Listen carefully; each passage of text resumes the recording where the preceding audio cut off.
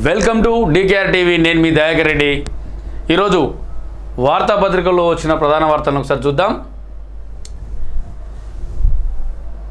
కేసీఆర్ అసెంబ్లీకి రా, నీ సంగతి తెలుస్తా, బీఆర్ఎస్ అనే మొక్కను మళ్ళీ మొలవనివ్వను, నిన్ను తొక్కుకుంటూ సీఎం కుర్చీలోకి వచ్చా, నువ్వు తాగుబోతుల సంఘానికి అధ్యక్షునివి అని చాలా ఘాటుగా నిన్న రేవంత్ రెడ్డి కేసీఆర్పై వ్యాఖ్యలు అయితే చేయడం జరిగింది వరంగల్లో జరిగిన సభలో.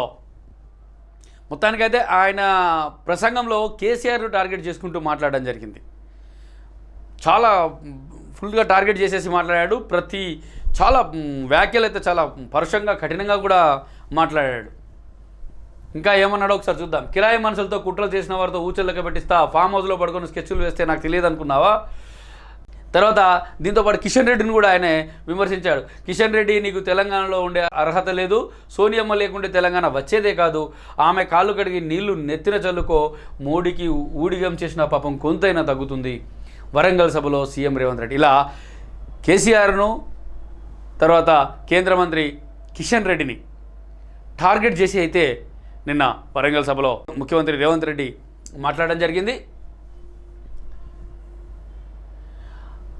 ఇంకా ఏమన్నాడో ఒకసారి చూద్దాం. రాష్ట్రంలో రాజకీయంగా కేసీఆర్ బీఆర్ఎస్ అనే మొక్కను మళ్ళీ మొలవనివ్వను, రాసి పెట్టుకోండి. కేసీఆర్ దమ్ముంటే అసెంబ్లీకి రా, నువ్వు ఫామ్ హౌస్లో పడుకొని కుట్రలు చేసినంత మాత్రం నాకేం తెలుస్తుందని అనుకుంటున్నావు? నాకు ముందు తెలుసు, వెనక తెలుసు. కుక్క కాటుకు చెప్పు దెబ్బ అన్నట్టుగా నీ కుట్రలకు పన్నాగాలకు నా దగ్గర మందు రెడీగా ఉంది.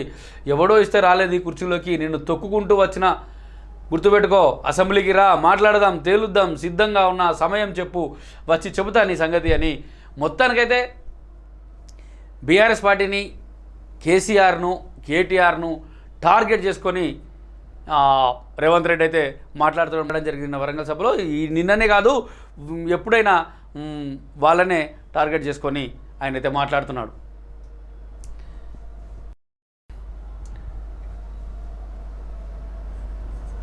సోనియాతోటే తెలంగాణ వచ్చిందని ఇవన్నీ నిన్నైతే మాట్లాడడం జరిగింది. దాంతోపాటు నిన్న కాళోజీ క్షేత్రాన్ని కూడా కాళోజీ కళాక్షేత్రాన్ని నిన్న ప్రారంభించడం జరిగింది. కేసీఆర్ అసెంబ్లీకి రావాలని, ఆయన సంగతి చూస్తారని సీఎం రేవంత్ రెడ్డి వార్నింగ్ ఇచ్చారు. ప్రజాపాలన, ప్రజా విజయోత్సవాల్లో భాగంగా మంగళవారం ఇందిరాగాంధీ జయంతిని పురస్కరించుకొని హనుమకొండ జిల్లాలోని ఆర్ట్స్ అండ్ సైన్స్ కాలేజీ మైదానంలో ఇందిరాగాంధీ మహిళా శక్తి విజయోత్సవం బహిరంగ సభ నిర్వహించారు. ఇందిరాగాంధీ చిత్రపటానికి నివాళులర్పించిన అనంతరం సీఎం మాట్లాడారు. తాగుబోతుల సంఘానికి రాష్ట్ర అధ్యక్షుడు కేసీఆర్ అని, ఊరూరా బెల్ట్ షాపులు తెచ్చి ప్రజల్లోకి మత్తులోకి దింపి ఆలోచించకుండా చేశాడని, ఆయన తెలివిగల తెలంగాణ తేరుకుందని పేర్కొన్నారు. కిరాయి మనుషులతో కుట్రలు చేసినా వారిని ఎవరిని వదలబోమని ఊచలు లెక్కించేలా చేస్తామని హెచ్చరించారు. మొత్తానికి వాడి వేడిగా అయితే ఆయన వ్యాఖ్యలు అయితే చేయడం జరిగింది. కేసీఆర్పై తాగుబోతుల సంఘానికి అధ్యక్షునివి, తెలంగాణ ప్రజల్ని మత్తులో దించేసా, ఊరూరా బెల్ట్ షాపులు పెట్టి మత్తులో దించామని చెప్పేసి చాలా ఘాటుగా వ్యాఖ్యలు చేయడం జరిగింది. దాంతోపాటు ఇక నిరుద్యోగులకు ఇంకొక శుభవార్త అని చెప్పొచ్చు. జియో 16 రద్దు. అంటే ఇంతకుముందు కాంట్రాక్ట్ బేసిక్స్లో ఉన్న వాళ్ళు కాంట్రాక్ట్ ఉద్యోగులను రెగ్యులేట్ చేసేవాళ్ళు. అంటే కాంట్రాక్ట్ అనేది కొన్ని పైరవులతో కాంట్రాక్ట్గా ఉద్యోగాలు చేరేవాళ్ళు. ఎక్కడ కూడా దానికి నోటిఫికేషన్ కానీ, ఎగ్జామ్స్ కానీ, ఇవి కానీ ఏవి ఉండేటిగా, ఎవరికి నచ్చిన వాళ్ళు ఎవరు రెఫర్ చేస్తే వాళ్ళు పైరవులతో కాంట్రాక్టు చేరి తర్వాత రెగ్యులేట్ చేయించుకొని అదొక తతంగం నడిచేది. దానికి హైకోర్టు అయితే బ్రేక్ వేసిందని చెప్పొచ్చు.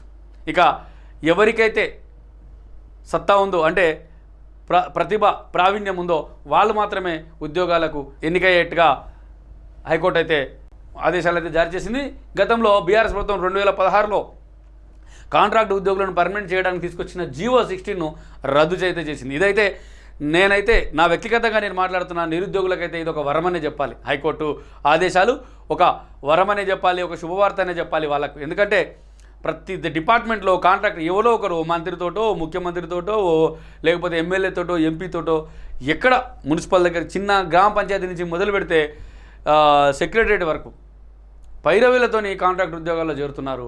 తర్వాత రెగ్యులైజ్ చేయించుకుంటున్నారు. దీంతో ప్రతిభ ఉన్న వాళ్ళు ఇక్కడే ఉండిపోతున్నారు, పైరవీలు ఉన్న వాళ్ళు మాత్రమే ఉద్యోగాలకు చేరుతున్నారు. సో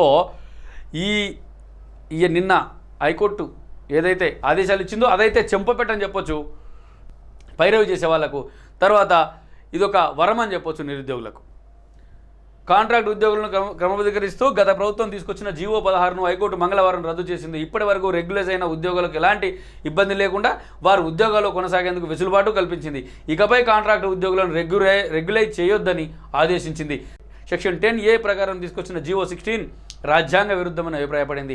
గత ప్రభుత్వ హయాంలో 40 విభాగాల్లో 5,544 మంది కాంట్రాక్ట్ ఉద్యోగులను రెగ్యులైజ్ చేస్తూ ఉత్తర్వులు ఇచ్చింది. వీరిలో ఎక్కువ మంది విద్యా, వైద్య, ఆరోగ్య శాఖల్లోనే ఉన్నారు. అంటే ఎంత దారుణం అంటే ఎవరు పైరవ్ చేసి జాబ్ సంపాదించుకుంటే వారు రెగ్యులర్ అయిపోయారు. వానికి ప్రతిభ అవసరం లేదు, వానికి నైపుణ్యం ఉందా లేదా తెలియదు. ఇది జరిగింది. దాన్ని అయితే హైకోర్టు అయితే కొట్టేసింది. ఇక సాగు చేసిన రైతుల ఖాతాల్లోనే నగదు జమ, వరి, పత్తి కొనుగోలుపై అధికారులు అప్రమత్తంగా ఉండాలి. పంట కోసిన తర్వాత వాటి అవశేషాలను కాల్చొద్దు. రైతు నేస్తంలో మంత్రి తుమ్మల నాగేశ్వరరావు. ఇక కొడంగల్ ఏమైనా పాకిస్తాన్ బార్డరా? లగచర్లలో నిర్బంధాన్ని ఎత్తివేయాలి. మహిళా సంఘాల నేతలపైన దౌర్జన్యం ఏంటి? ఫ్యాక్ట్స్ ఫైండింగ్ కమిటీలను అడ్డుకోవడం అంటేనే సర్కారు తప్పు చేసినట్టు. వాస్తవాలను తొక్కుపట్టేందుకు ప్రభుత్వం ప్రయత్నం. కేటీఆర్ రేపు మహబూబాద్లో బీఆర్ఎస్ మహాధర్నా. కేటీఆర్ కూడా లగచర్ల ఘటనపై అయితే స్పందించడం జరిగింది. నిన్న మీటింగ్ విలేకరుల సమావేశంలో మాట్లాడడం జరిగింది. ఎందుకు అది పాకిస్తాన్ బార్డర్లో ఉందా, అసలు ఎందుకు పోనీయట్లేదు ఎవరిని? నిజ నిర్ధారణ కమిటీలు కావచ్చు, లేకపోతే వేరే పార్టీల వలన కావచ్చు, అసలు ఏం జరిగిందో తెలుసుకోవడానికి అక్కడికి ఎందుకు పోనీయట్లేదు అని చెప్పేసి ఆయన అయితే కేటీఆర్ అయితే ప్రశ్నించడం జరిగింది. ఇక మనము భారతదేశానికి ఇంకా ఇంటర్నెట్ అయితే హై స్పీడ్ కావడానికి ఒక శాటిలైట్లు అయితే నిన్న ప్రయోగం చేయడం జరిగింది. అది స్పేస్ ఎక్స్ అయితే ఇది మన ఎలాన్ మస్క్కు సంబంధించిన స్పేస్ ఎక్స్ అయితే తీసుకెళ్ళి కక్షలో వదిలిపెట్టింది. అది మనకు అయితే ఇంకా ఇంటర్నెట్ పెరగడానికి అయితే ఉపయోగపడుతుందని చెప్పేసి వార్త అయితే రావడం. G-SAT-20 ప్రయోగం సక్సెస్. శాటిలైట్ను కక్షలో వదిలిపెట్టిన స్పేస్ ఎక్స్ ఫాల్కన్ 9 రాకెట్ కంట్రోల్లోకి తీసుకున్న ఇస్రో అన్ని వ్యవస్థలు సక్రమంగా పనిచేస్తున్నాయని శాస్త్రవేత్తల వెల్లడి. హై స్పీడ్ ఇంటర్నెట్ కోసమే ఈ ఎక్స్పెరిమెంట్ అని. ఇంకో ముఖ్యమైన వార్త, మహారాష్ట్ర అసెంబ్లీ పోలింగ్. జార్ఖండ్లో కూడా ఇంకో మిగిలిన 38 సీట్లకు కూడా ఎన్నికలు అవుతున్నాయి. మొత్తానికైతే మహారాష్ట్ర రాష్ట్ర వ్యాప్తంగా ఈరోజు ఒకే విడతలో ఎన్నికలు జరగనున్నాయి. 23 తారీఖు నాడు, అంటే 3 రోజుల తర్వాత ఫలితాలు రానున్నాయి. మహారాష్ట్ర దేశానికే మహారాష్ట్ర రాజధాని ముంబై దేశానికే ఒక ఆర్థిక రాజధాని. సో మహారాష్ట్రలో మరి బీజేపీ బలపరిచిన వస్తుందా, లేదంటే ఎన్సీపీ లేకపోతే వీళ్ళు ఉద్ధవ్ ఠాక్రే వాళ్ళది వస్తుందా అనేది మనం చూడాలి. మహాయుత, మహాగడ ఇది అనేది ఏ పార్టీ గెలుస్తుంది అనేది మనమైతే వేచి చూడాలి. ఇక లగచర్ల సులేష్ లొంగుబాటు. కొడంగల్ కోర్టులో హాజరుపరిచిన పోలీసులు 14 రోజుల రిమాండ్. సంగారెడ్డి జైలుకు తరలింపు. పట్నంకు ప్రత్యేక బ్యారక్, ఇంటి భోజనం. హైకోర్టు అనుమతి. లగచర్ల కేసులో ప్రధాన నిందితుడైన సురేష్ అయితే ఇన్ని రోజులైతే పోలీసులకు దొరకకుండా తప్పించుకొని నిన్న కోర్టులో లొంగిపోవడంతో అతన్ని సంగారెడ్డి జైలుకు తరలించారు. ఇక దిశ విలేకరిపై త్రిపుర ఎండి దాడి. 10 మందితో కలిసి అటాక్. దిశ కథనాలతో ఆఫీసర్లు సర్వే చేసినందుకు అక్కసు. తహసీల్దార్, ఇరిగేషన్ ఆఫీసర్ల సమక్షంలోని అటాక్. దుండిగల్ కేసులో ఫిర్యాదు చేసిన జర్నలిస్ట్ సంఘాలు. ఎట్లా ఇన్వెస్టిగేషన్ స్టోరీసు రాయడం, నిజాలను వెలికి తీయడం, నిర్భయంగా రాయడం అనేది పత్రికల విధి, ధర్మం.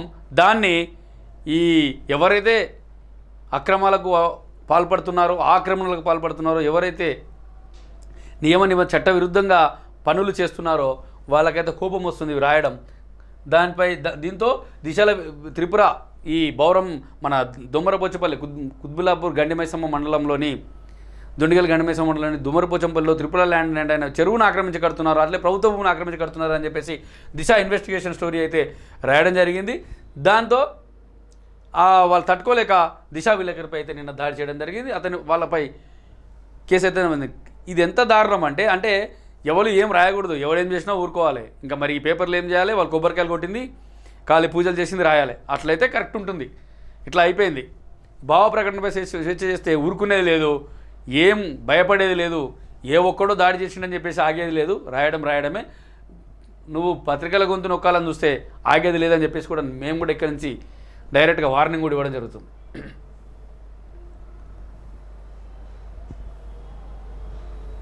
ఇక ఇంకొకటి, ప్రజలకు శుభవార్త అనే చెప్పొచ్చు. ఎన్నికల్లో పోటీ చేసే సర్పంచ్ ఎన్నికల్లో, ఎంపీటీసీ జెడ్పీటీసీ ఎన్నికల్లో పోటీ చేయాలనుకున్నారు. ముగ్గురు పిల్లలు ఉన్నారు, ఎట్లా మేము ఇంతకుముందు ఎట్లా నేను పోటీ చేయలేకపోతున్నాను బాధపడే వాళ్ళకి అది ఇప్పుడు ఏదో ఒక శుభవార్త ఇచ్చేటట్టు ఉంది గవర్నమెంట్. అయితే ముగ్గురు పిల్లలు ఉన్న సర్పంచ్ ఎన్నికల్లో పోటీ, ఇద్దరు పిల్లల కండిషన్ తొలగించేందుకు సర్కారు ప్రయత్నం, పంచాయతీరాజ్ చట్టాన్ని సవరించేందుకు నిర్ణయం, ముఖ్యమంత్రి నుంచి గ్రీన్ సిగ్నల్, ఆశావాహుల నుంచి డిమాండ్ రావడంతో డెసిషన్, సర్పంచులపై వేటు వేసే కలెక్టర్ల బాధ్యతలకు చెక్.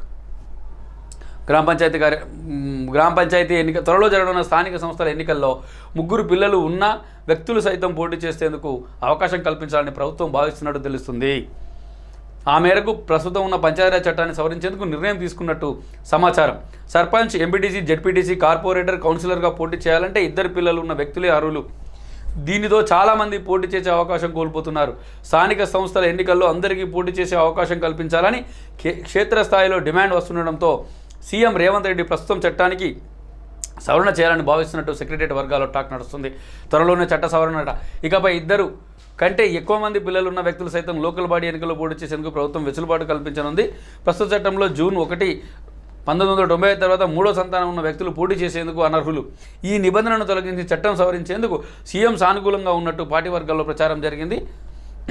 త్వరలో జరగనున్న అసెంబ్లీ సమావేశాల్లో చట్ట సవరణ చేసేందుకు ప్లాన్ చేస్తున్నట్టు తెలుస్తుంది. మొత్తానికి ముగ్గురు పిల్లలన్నా సరే ఇంకా పోటీ చేయడానికైతే అర్హులవుతారు. ఇప్పటిదాకా ఈ ముగ్గురు పిల్లలు ఉన్నోళ్ళు డైరెక్ట్గా పోటీ చేయకుండా అక్కడ నామినేటెడ్ పదవులకే, రాజకీయాల్లో ఉన్న వాళ్ళైతే నామినేటెడ్ పదవులకే పరిమితమయ్యేవారు. ఇది వాళ్ళకైతే శుభవార్త అనే చెప్పొచ్చు. ఇక అక్షరగలం పేపర్లో కూడా అక్షరగలం పేపర్ను ఒకసారి పరిశీలిద్దాం. అభివృద్ధిని అడ్డుకునే కుట్రలను సహించాం, కిరాయి మొగులతో చెలరేగితే చెండాడుతాం, దుర్బుద్ధి పనులను మార్చుకోకుండా జైలుకు తరలిస్తాం, కేసీఆర్ ఫామ్ హౌస్ వీడి ప్రజల్లోకి రావాలి, తెలంగాణను అప్పులతో ముంచారు, తాగుబోతుల రాష్ట్రంగా తీర్చిదిద్దిన గనుడు, మహిళల లండతోనే కాంగ్రెస్ ప్రభుత్వం ఏర్పాటు, వారి అభ్యున్నతికి కట్టుబడి ఉన్నాం, వరంగల్ను ప్రముఖ నౌకగా తీర్చిదిద్దుదాం, ఇక్కడ ఎయిర్పోర్టు నిర్మాణానికి కట్టుబడి ఉన్నాం, వరంగల్ వేదికగా విజయోత్సవ సభలో సీఎం రేవంత్ రెడ్డి. ఇలా నిన్న ప్రజాపాలన విజయోత్సవ అయితే జరిగింది నిన్న వరంగల్లో. ఆ మీటింగ్లో మాట్లాడాడు రేవంత్ రెడ్డి. దాన్ని బ్యానర్ ఐటంగా అక్షరగలం దినపత్రిక అయితే తీసుకోవడం జరిగింది. తెలంగాణ అభివృద్ధిని అడ్డుకునేలా బీఆర్ఎస్ నేతలు కుట్రలు చేస్తే జైల్లో పెడతామని సీఎం రేవంత్ రెడ్డి హెచ్చరించారు. కుట్రలు కుతంత్రాలతో అభివృద్ధిని అడ్డుకోలేరని అన్నారు. 10 ఏళ్ల పాటు తెలంగాణను దోచుకున్న సొమ్ముతో కిరాయి మనుషులతో అడ్డుకుంటే ఊరుకోబోమని హెచ్చరించారు. వరంగల్ వేదికగా బీఆర్ఎస్ పార్టీపై, ఆ పార్టీ అధినేత కేసీఆర్పై సీఎం రేవంత్ రెడ్డి తీవ్ర విమర్శలు చేశారు. గత ప్రభుత్వం చేయలేని పనులను తాము చేస్తుంటే కుట్రలు, కిరాయి రౌడీలతో అభివృద్ధిని అడ్డుకుంటున్నారని మండిపడ్డారు. దుర్బుద్ధితో అభివృద్ధి పనులను అడ్డుకుంటే ఊరుకునేది లేదని హెచ్చరించారు. కేసీఆర్ అనే మొక్కను తెలంగాణ గడ్డపై మళ్లీ మొలవనివ్వనని శపథం చేశారు. బీఆర్ఎస్ ప్రభుత్వ హయాంలో కేసీఆర్ తెచ్చిన బెల్ట్ షాపులు ఊరూరా ఉన్నాయని విమర్శించారు. రాష్ట్రంలో తాగుబోతుల సంఘానికి ఏకైక అధ్యక్షుడు కేసీఆర్ అని, ఆయన ఫుల్ బాటిల్కు బ్రాండ్ అంబాసిడర్ అని ఎద్దేవా చేశారు. మొత్తానికైతే చాలా ఘాటుగా విమర్శలు అయితే చేయడం జరిగింది. ఇంతకుముందు మనం చెప్పుకున్నట్టు రేవంత్ రెడ్డి టార్గెట్ చేసింది కేసీఆర్ను, కేటీఆర్ని అని స్పష్టంగా మనకు అర్థమవుతుంది. ఇంతకుముందు మనం చెప్పుకున్న లగచర్ల దాడి కేసులో కీలక పరిణామం, లొంగిపోయిన కీలక నిందితుడు సురేష్ 14 రోజులు రిమాండ్, అమెరికాపై అణుదాడికి పుతిన్ రెడ్డి, కొత్త ఫైల్పై సంతకం. ఇంకొక వార్త ఏంటంటే ఇప్పుడు నిన్న అమెరికా ఉక్రెయిన్కి అయితే అనుమతి ఇచ్చింది మిసైళ్లను, అంటే వాళ్ళ దేశానికి సంబంధించిన మిసైళ్లను రష్యా మీద వేయడానికి అనుమతినిచ్చింది. దీంతో వీళ్ళు రష్యా కూడా అణ్వాయుధాలను ప్రయోగించడానికి కొత్త ఫైల్పై సంతకం చేశాడు పుతిన్. అయితే అంటే అమెరికాపై వేయడానికి కూడా వాళ్ళు సిద్ధమైనట్టే మనకు తెలుస్తుంది. కాంట్రాక్ట్ ఉద్యోగుల రెగ్యులేషన్ చెల్లదు, తెలంగాణ హైకోర్టు సంచలన తీర్పు ఇంతకుముందే మనం చెప్పుకున్నాం. అలాగే విజయ్ మాల్యా, నీరవ్ మోదీలను మాకు అప్పగించండి, బ్రిటన్ ప్రధానితో నరేంద్ర మోడీ. మొత్తానికి అయితే ఆర్థిక నేరస్తులైన విజయ్ మాల్యా ఆయన నీరవ్ మోదీ అంటే ఇక్కడ 1000 కోట్ల అప్పులు చేసి బ్యాంకు రుణాలు తీసి ఎగ్గొట్టి విదేశాల్లో దాక్కున్నారు. వీళ్ళను మొత్తానికి అయితే బ్రిటన్లో ఉన్నారు, అంటే యునైటెడ్ కింగ్డమ్లో ఉన్నారు. వీళ్ళను అప్పగించాలని చెప్పేసి బ్రిటన్తో నరేంద్ర మోడీ ప్రధానితో అన్నట్టుగా తెలిసింది. ఇక ఇప్పటికీ దేశ రాజధానిగా ఢిల్లీనినా శశి థరూర్ సంచలన పోస్ట్.